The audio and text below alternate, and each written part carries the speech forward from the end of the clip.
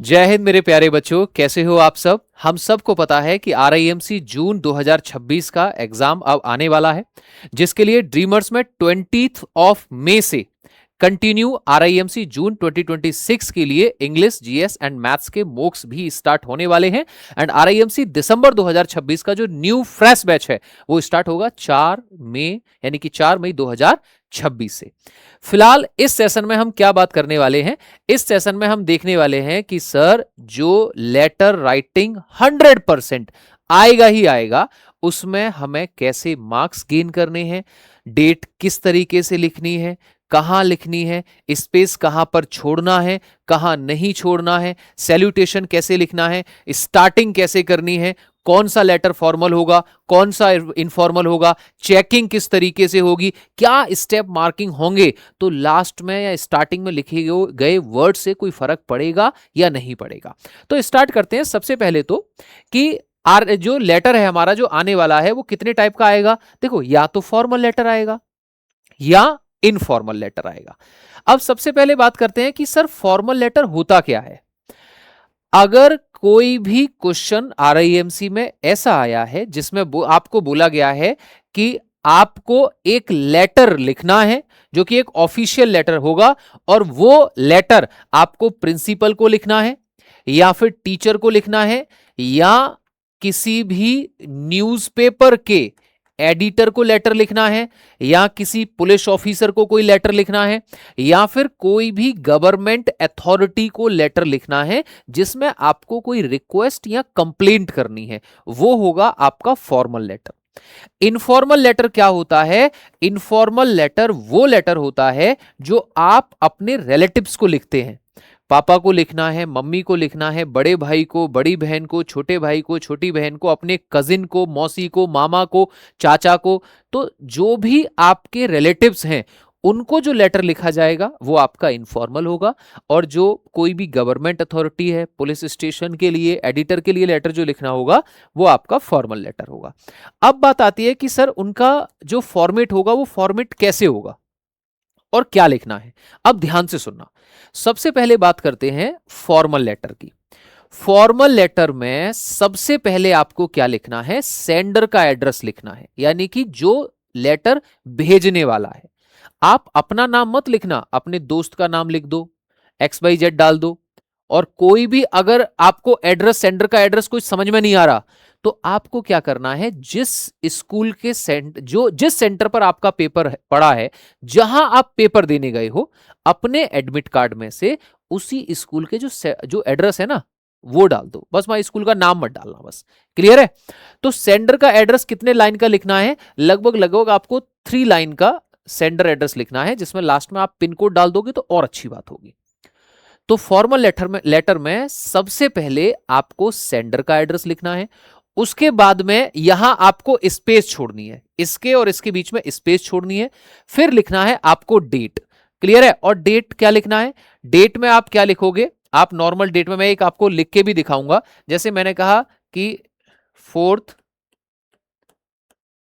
दिसंबर 2025, कोई कॉमा मत डालना, यहां पे कोई कॉमा देने की जरूरत नहीं है, आपको डेट लिखनी है। उसके बाद फिर दोबारा से एक स्पेस देना है आपको, और उसके बाद लिखना है आपको रिसीवर्स एड्रेस। इसको ध्यान से रुकना। रिसीवर्स एड्रेस में अगर पुलिस ऑफिसर को लिखा गया है या न्यूज़पेपर के एडिटर को लिखा है तो उसका डेजिग्नेशन, उसकी क्या पोस्ट है वो लिखना है। ठीक है? इसे भी आप 3 लाइन में लिखिएगा। ठीक है? इसे भी आप 3 लाइंस में लिखिएगा। उसके बाद वो जो भी न्यूज़पेपर का जहां पे आप लिख रहे हैं, जिस ऑफिस को लिख रहे हैं, जिस पुलिस स्टेशन को लिख रहे हैं या जिस स्कूल को लिख रहे हैं, वहां पे इसका एड्रेस आ जाएगा। उसके बाद में आपको क्या करना है भैया, देखो, रिसीवर्स डेजिग्नेशन, उसकी पोस्ट क्या है, स्कूल या ऑफिस का नेम, जो पोस्ट है वो कहां की पोस्ट है वो आपको लिखना है। और उसके बाद में यहां एड्रेस में क्या आ जाएगा, किस स्टेट का है, या पिन कोड। पिन कोड आपको कुछ समझ में ना आए कोई भी डाल देना, 201738, लेकिन याद रखना 6 डिजिट का डालना है आपको। कितने डिजिट्स का? 6 डिजिट का। उसके बाद यहां पर फिर से एक आपको स्पेस देना है, और स्पेस में आपको लिखना है सब्जेक्ट। और याद रहे, सब्जेक्ट 1 लाइन में होना चाहिए। बहुत सिंपल एंड शॉर्ट सब्जेक्ट लिखना है एक सिंगल लाइन में। उसके बाद फिर से आपको क्या करना है, एक स्पेस देना है और फिर लिखना है रेस्पेक्टेड सर या मैडम, और उसके बाद नीचे लाइन से आपको फिर अपना लेटर लिखना शुरू कर देना है। लेकिन सबसे पहले क्या आएगा, 3 बॉडीज में 3 पैराग्राफ आपको छोटे छोटे लिखने हैं, लगभग आपको 150 वर्ड्स में ये लेटर आपको लिखना होगा। ठीक है, इंट्रोडक्शन में why are you writing the letter, आप इस लेटर को क्यों लिख रहे हैं। अभी मैं ये भी बताऊंगा कि स्टार्टिंग लाइन कैसे होनी चाहिए। Through the columns of your esteemed newspaper I am writing this letter to tell this and that, problem बताना है।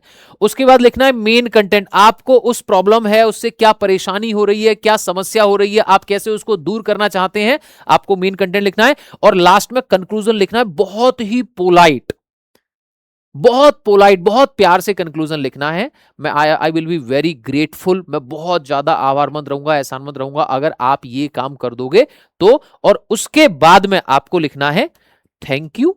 ठीक है, और थैंक यू के बाद में योर्स ओबीडियंटली एस लगाकर, ये देखो योर्स ओबीडियंटली या योर्स फेथफुली, लविंगली नहीं लिखना है। यहां पे फॉर्मल लेटर में आपको लविंगली नहीं लिखना है, या तो योर्स फेथफुली या योर्स ओबीडियंटली एंड देन उसका नाम। अब ऐसे तो समझ में आएगा नहीं। एक काम करते हैं, सर फॉर्मल लेटर की स्टार्टिंग लाइन क्या होनी चाहिए, I would like to draw your attention towards, और उसके बाद में क्या प्रॉब्लम है वो प्रॉब्लम, और वो प्रॉब्लम आपको लेटर में बताएगा कि क्या प्रॉब्लम थी। Through the columns of your esteemed newspaper, आपके इस न्यूज़पेपर के थ्रू मैं ये बात आप तक पहुंचाना चाहता हूं। I am writing this letter to highlight the problem of, उसके बाद में आप अपनी प्रॉब्लम लिखोगे कि भैया किस प्रॉब्लम के बारे में आप बताना चाह रहे हो, क्या प्रॉब्लम है। तो अब लिखते हैं यहां पे सर एक लेटर है, write a letter to the editor of a newspaper about the problem of dirty roads garbage in your locality, तुम्हारे आसपास इलाके में बहुत ज्यादा गंदगी हो रही है और उसके लिए आपको क्या करना है, एक लेटर लिखो। किसके लिए लेटर लिखना है, न्यूज़पेपर एडिटर के लिए। अब देखो करना क्या है, ध्यान से सुनना। सबसे पहले ये 3 लाइन का क्या आ गया, ये आपका सेंडर्स एड्रेस आ गया। देखो मैंने बताया था 3 लाइन का सेंडर्स एड्रेस आ गया।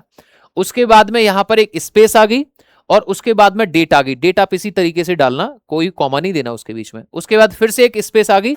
उसके बाद रिसीवर का एड्रेस, ये किसका एड्रेस है, ये रिसीवर्स एड्रेस है आपका, जिसके लिए जिसको आप लेटर लिख रहे हैं।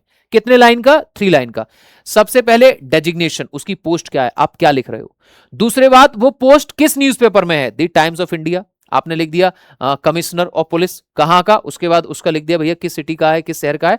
और उसके बाद में मेरठ उत्तर प्रदेश, चाहो तो यहां 6 डिजिट का एक पिन कोड डाल देना, बड़ा अच्छा रहेगा। उसके बाद फिर से एक स्पेस देनी है और एक सिंगल लाइन में complaint regarding dirty roads and garbage in our locality, एक सिंपल सा शॉर्ट सा सब्जेक्ट लिखना, एक सिंगल लाइन का।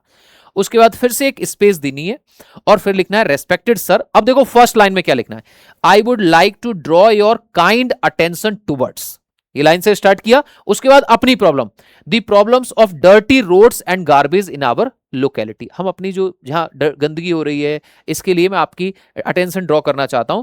The streets are full of garbage and no paper cleaning is done regularly, पूरी तरीके से भरे हुए हैं, कोई सफाई सुफाई नहीं होती है। सेकेंड पैराग्राफ में क्या बताना है, यहां पर तो आपने ये कर दिया I would like to draw your attention. Second में इस डर्टी से, इस गंदगी से आपको क्या परेशानी हो रही है, ड्यू टू दिस, इससे क्या हो रहा है, बहुत ज्यादा ये गंदगी स्मेल आती है और बहुत ज्यादा लोगों को परेशानी हो रही है, मच्छर पैदा हो रहे हैं। और लास्ट वाला जो कॉलम है ये सबसे इंपॉर्टेंट है, बहुत politely, through the columns of your respected newspaper I request the concerned authority to take immediate action and ensure proper cleanliness in our area. मैं आपके न्यूज़पेपर के थ्रू इस कंसर्न्ड अथॉरिटी के लिए इसे एक रिक्वेस्ट करना चाहता हूं कि हमारी लोकेलिटी में साफ सफाई कराई जानी चाहिए। I will be very thankful to you, मैं तुम्हारा बहुत एहसानमंद रहूंगा। उसके बाद में थैंकिंग यू, योर्स फेथफुली, और नाम लिख दिया कोई भी, राहुल शर्मा। ये तो हो गया आपका फॉर्मल लेटर की बात। अब किसकी बात कर लेते हैं, अब आता है भैया इनफॉर्मल लेटर। ठीक है, ज्यादातर फॉर्मल लेटर ही पूछा जाता है, लेकिन अब आया इनफॉर्मल लेटर। इनफॉर्मल लेटर में रिसीवर का एड्रेस नहीं लिखा जाता, यहां पर सीधे 3 लाइंस का आप सेंडर्स एड्रेस लिखोगे।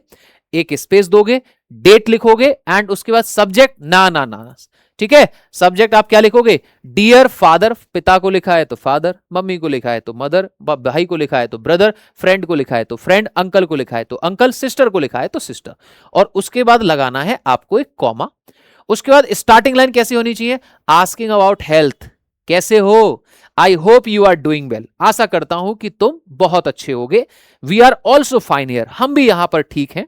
और उसके बाद मेन कंटेंट जो आप बताना चाहते हो कि मुझे रुपए की जरूरत है, प्लीज यहां पे 2000 रुपए ऐसे भेज दीजिए, या अभी मेरा बर्थडे आने वाला है तो हम आपको और आपकी पूरी फैमिली को इनवाइट कर रहे हैं। और लास्ट के लाइन में क्या लिखना है, रिगार्ड्स एंड गुड विशेस, जिसकी चीज के बारे में आप लिख रहे हैं।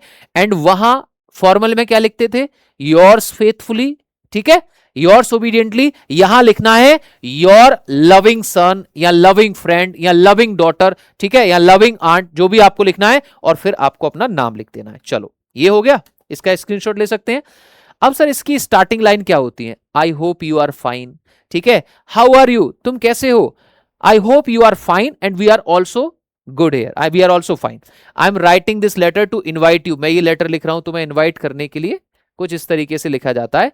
अब लिखते हैं, एक क्वेश्चन भी तो देख लें इसका, write a letter to your friend inviting him और her to your birthday party, एक लेटर लिखो अपने दोस्त के लिए और उसको इनवाइट करो। ये किसका एड्रेस था, किसका एड्रेस था भैया, सेंडर्स एड्रेस, ठीक है, यहां पर ये किसका एड्रेस था, sender's address. Receiver's address informal में आता है, नहीं आता, सेंडर्स एड्रेस। उसके बाद यहां आपकी स्पेस के बाद क्या आ गई, डेट आ जाएगी। उसके बाद एक स्पेस के बाद सब्जेक्ट नहीं लिखना, सीधा डियर रोहन और कॉमा लगाया। उसके बाद I hope you are fine, आशा करता हूं कि आप बहुत अच्छे होंगे, I am also fine here, मैं भी यहां पर बिल्कुल ठीक हूं, ये लाइन लिख दी। और इसे लिखने के बाद आपको क्या लिखना है, I am very happy to tell you that my birthday is on 5th May, मुझे ये बताते हुए बड़ी खुशी हो रही है कि 5 मई को मेरा जन्मदिन है, तो हम यहाँ पे एक छोटी सी पार्टी रख रहे हैं और हम सबको शाम को 7 बजे आपको इनवाइट कर रहे हैं। ये मेन कंटेंट हो गया।